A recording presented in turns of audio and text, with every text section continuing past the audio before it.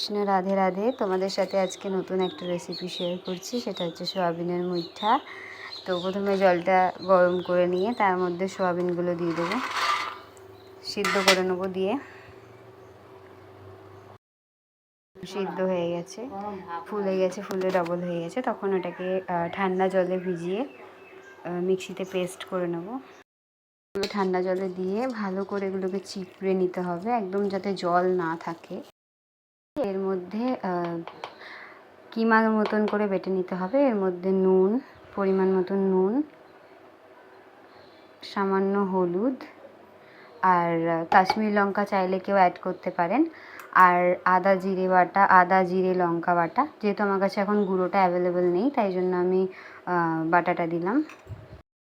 সাথে বেসন বা ময়দা বা আটা আপনারা যেটা সুবিধা মতন দেবেন। তো আমার এখানে বেসন ছিল, তাই আমি বেসনটা দিলাম। করে নিয়েছি আমি। এবার এগুলোকে এক একটা করে শেপ দিয়ে দিয়ে দিয়েছি। দেখে নাও, তোমরা অন্য শেপ চাইলে ওইটাও করতে পারো। এখানে তেল গরম হতে দিয়েছি, এবার ওগুলোকে একটা একটা করে ভাজবো। ভেজে তারপরে তেল গরম হয়ে গেছে, তেলের মধ্যে এবার একটা একটা করে বড়াগুলো দিয়ে দিয়েছি। এবার আস্তে আস্তে সমস্ত বড়াগুলো এবার ভেজে, বড়াগুলো লাল লাল করে ভাজা হয়ে গেছে। এবার ওই তেলেই টমেটোটাকে একটু ভেজে নিয়ে তারপর মশলাগুলো দেবো। এটা গলে গেছে। আমি তো পুরো সম্পূর্ণটা নিরামিষ রান্না করছি, তোমরা যদি কেউ আমিষ রান্না করো তাহলে পেঁয়াজ বা রসুন দিতে পারো। এরপর একে একে মশলাগুলো দিয়ে দেবো।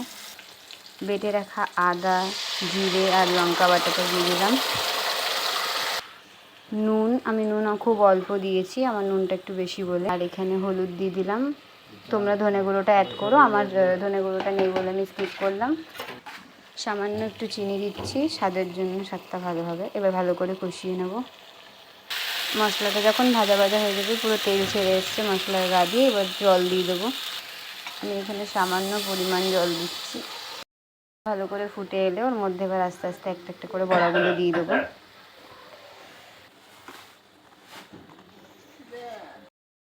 আমি ঘি দিয়ে দিচ্ছি। আমি অফ ক্যামেরায় গরম মশলাটা দিয়ে দিয়েছি। তো এবারে দিয়ে বন্ধ করে দেবো, দিয়ে কিছুক্ষণ ঢাকা রাখবো, তারপরে তোমাদেরকে পরে দেখাবো।